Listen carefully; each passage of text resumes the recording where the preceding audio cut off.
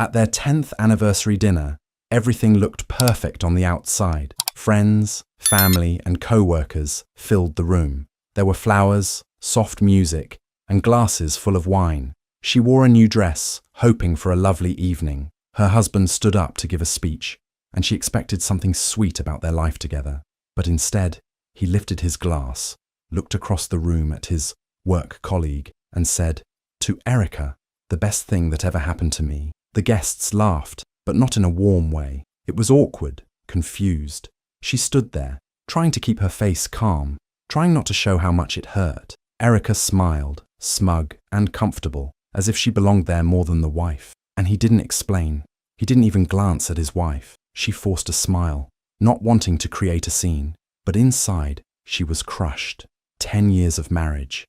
And he chose to honor another woman on their special night. Later, at home, she asked him what he meant by that toast. He brushed her off. "You're overreacting," he said. "Don't be so dramatic." She told him it hurt, and he called her too sensitive. He claimed it was just a joke, and that everyone knew it. That night, while he slept peacefully beside her, she lay awake, thinking. She remembered the late nights, the business trips, the sudden interest in his looks. She'd always trusted him, believed his excuses. But that one careless toast said everything. She didn't cry. She didn't scream. Instead, she picked up his phone and began looking through it. She was quiet, steady. Something inside her shifted. She didn't know the full truth yet, but she was going to find it. And when she did, she wouldn't beg or argue. She would make sure he regretted that moment, the night he toasted another woman right in front of his wife, for the rest of his life. After that night, she couldn't stop thinking about what he had said. Something in her heart told her it wasn't just a joke. She waited for the right moment, then checked his phone again when he left it on the table. This time, she found more. Messages between him and Erica were clear. They weren't just co-workers. He called Erica baby and my love. He made plans to meet her in secret. She kept digging. She found receipts for dinners, gifts, and even a weekend stay at an Airbnb. The dates went back months, maybe even longer. This wasn't something new. It had been going on while she was busy holding their life together. Her hands shook, but she stayed calm. She saved everything. Screenshots, copies, photos.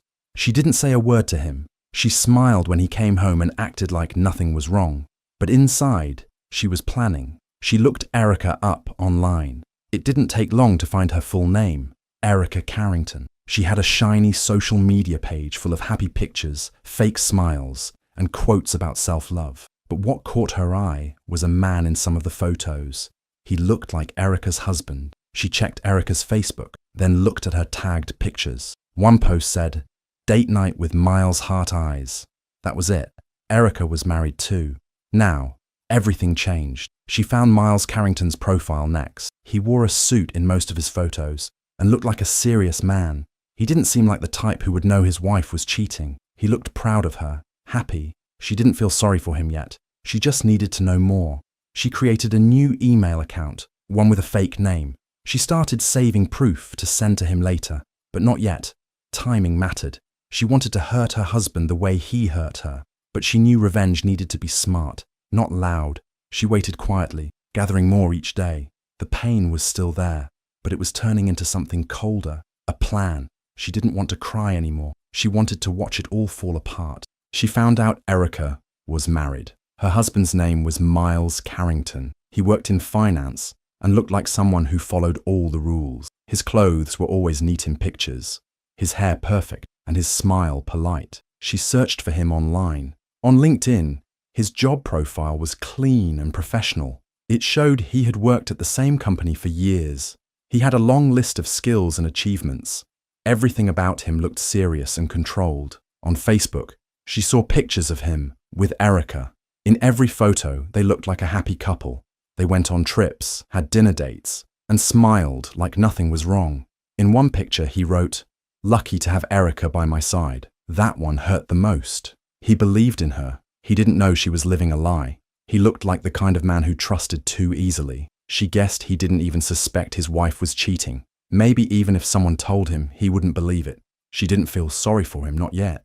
Right now, he was just a piece of the puzzle. She needed to be smart. So, She created a burner account, a fake email with no personal information. Using it, she began gathering proof, messages between Erica and her husband, screenshots of flirty texts, pictures of receipts from restaurants and hotel stay. She made a folder on her laptop and stored everything safely. Each detail added to the story. Erica wasn't just having a small fling. This was serious. They had been meeting in secret, sneaking around behind both their spouses' backs. She checked Erica's social media often. Erica posted about love, happiness, and trust, all while lying to everyone. It made her angry, but she didn't react. She only saved more evidence. Miles posted too. He shared updates about his job, weekend walks, and quiet dinners at home. He seemed calm and proud. It was clear he had no idea what was going on. She kept watching, learning more each day. The lies were deeper than she thought, but she was no longer surprised. People like Erica played the part well. Still, she waited. There was no rush. Every file, every message brought her one step closer to what she was planning. Quietly, without warning, she was getting ready to reveal everything. She had collected enough proof. The photos, text messages, dinner bills, and a hotel invoice clearly showed the affair. There was no room for doubt now. Erica and her husband were not just having a harmless friendship. They had been lying, meeting in secret, and building something behind their spouse's back. She printed everything. The messages were short, but full of love and plans. The receipts showed dinner dates and hotel stays. The invoice from the Airbnb was the final piece. She placed all of it into a plain manila envelope. No return name, no note, just the truth. She found Miles Carrington's office address online. It was easy.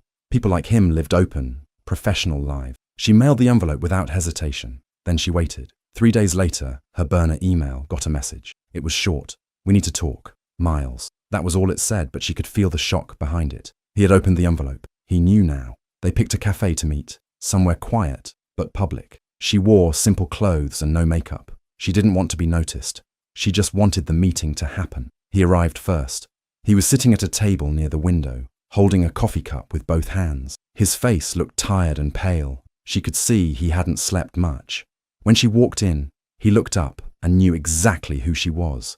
They didn't need many words. He had seen everything. He believed it. He asked how long she had known. She said, "Long enough." He didn't cry, but his eyes were red. His hands shook a little. She could see her own pain in him, like looking in a mirror. She told him she wasn't looking for pity. She wanted something else. A plan. Something calm and smart. He listened closely. She explained how she had stayed quiet, how she had watched and waited. Now, she wanted to do something they wouldn't expect.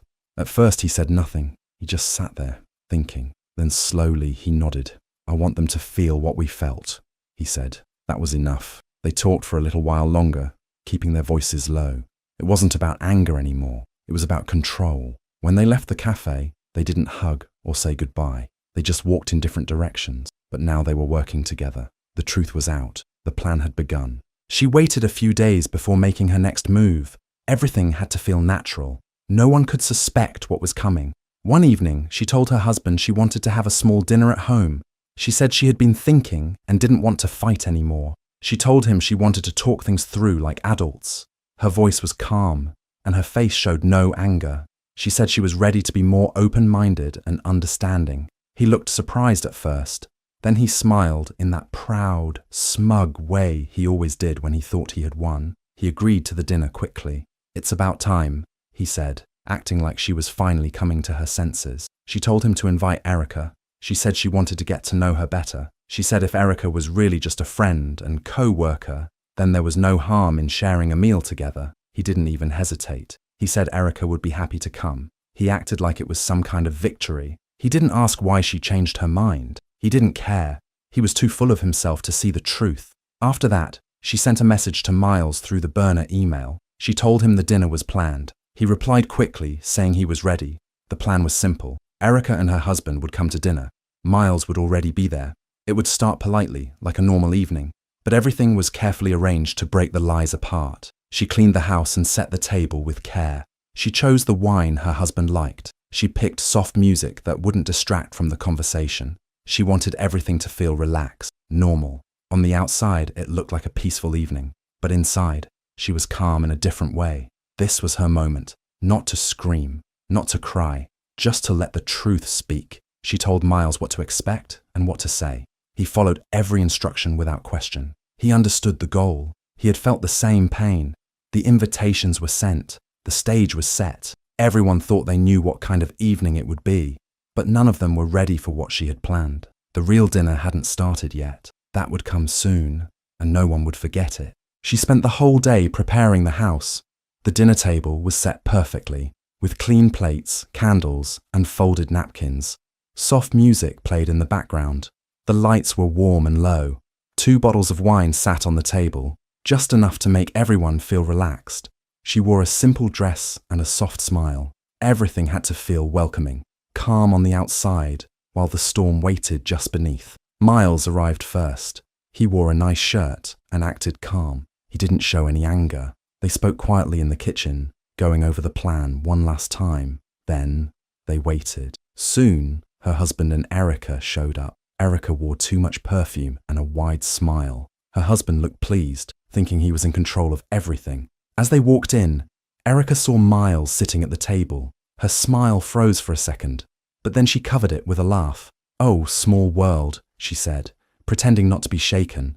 Her husband looked confused for just a moment but didn't ask any questions. He sat down like nothing was wrong, thinking he had fooled everyone. She welcomed them kindly, almost too kindly. She offered drinks, poured wine, and made small talk. She asked about their work, their weekend plans, and smiled through every answer. Miles stayed quiet at first, nodding when needed, keeping a straight face. Erica kept glancing at him, unsure if he knew something. Her smile grew tighter. Her voice lost its ease. The food was simple, but good. Nobody really noticed it. All eyes were watching each other instead of the plates. Her husband, still confident, talked more than anyone else. He acted like this was a normal night. Erica tried to follow his lead, but her hands kept reaching for her glass. She sipped her wine too quickly. She kept the conversation going, asking questions that seemed innocent, but had sharp edges. Erica began to fumble over her words. Miles watched her closely but said very little. The room was quiet between laughs, the kind of quiet that wasn't peaceful, just heavy. Every smile felt fake. Every sentence had something hiding underneath. She kept her face calm and her voice soft. No one shouted, no one cried, but everyone could feel that something was coming. Dinner had just begun, but the truth was already sitting at the table. It was only a matter of time before it spoke. Everyone was seated around the table.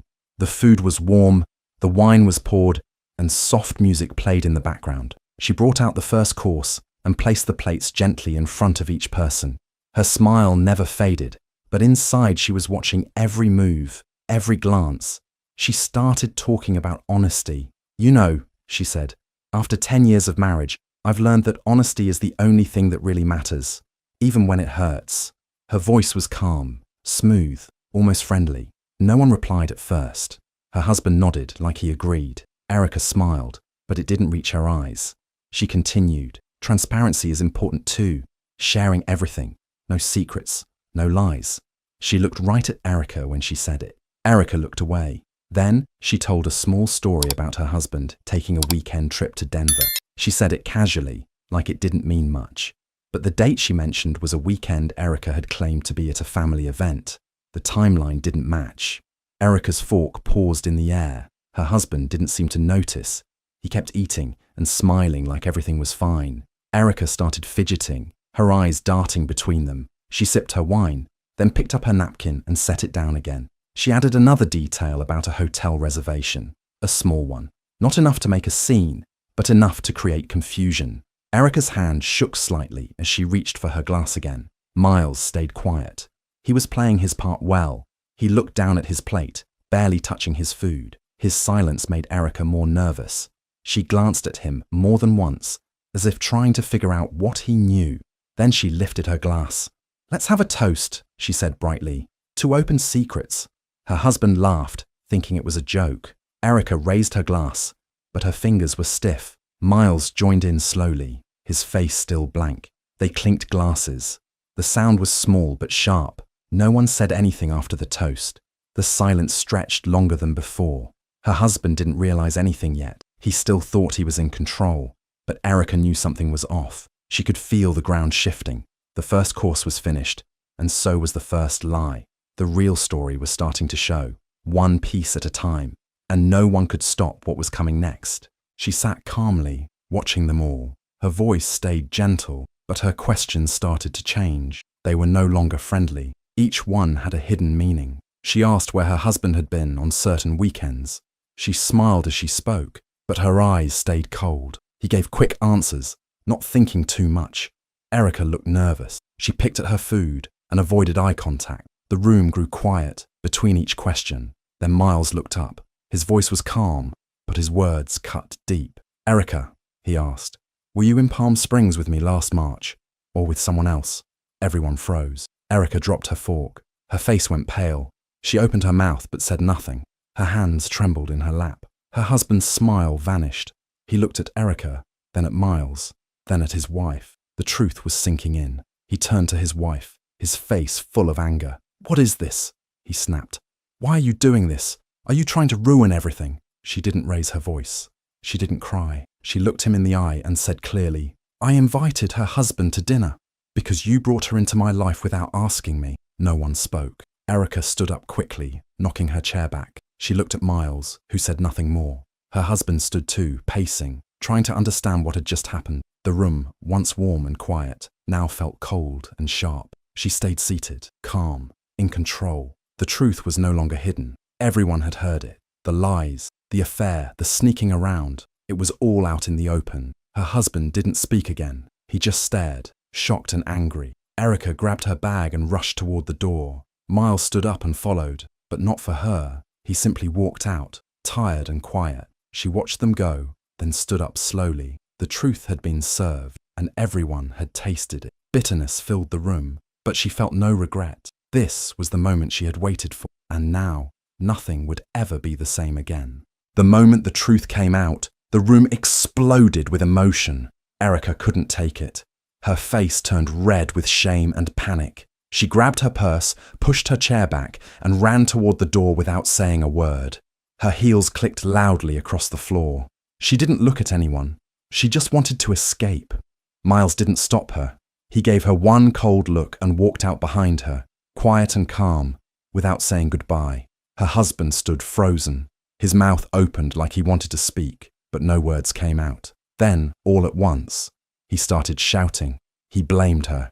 He said she had gone too far, that she had set them up, that she was trying to destroy everything they had built. But his voice didn't scare her. She didn't shout back. She didn't even raise her voice. She just stood there, still and steady, watching him fall apart. He yelled again, saying she had embarrassed him, that she had broken their family, but every word made him sound smaller. His face was red, his hands shaking, but she said nothing. Then something in him broke. He stopped yelling. His shoulders dropped. His face changed. He looked around the room like he didn't recognize it anymore, like he didn't recognize her. He sat down, quiet now, his eyes wide, lost in his own mess. She turned and walked to the bedroom. Her steps were slow, not rushed. She pulled a suitcase from the closet and laid it on the bed. The sound of the zipper opening felt louder than the shouting had. She began packing calmly. Clothes, shoes, her phone charger, only the things she needed. She didn't look back. In the other room, her husband stayed silent. No more yelling, no more questions, just the heavy sound of his breathing. The truth had crushed him. She didn't feel sorry for him. He had made his choices. He had brought Erica into their life without a second thought. Now he was facing the result of his lies. She zipped up the suitcase, picked it up, and walked toward the door. She didn't cry. She didn't speak. There was nothing left to say. The house was quiet now, just broken glass, spilled wine, and one man sitting in silence. She opened the door and walked out. She had already let go. She walked out of the house and didn't look back. The night air was cool, and the street was quiet. In her hand, she held the suitcase.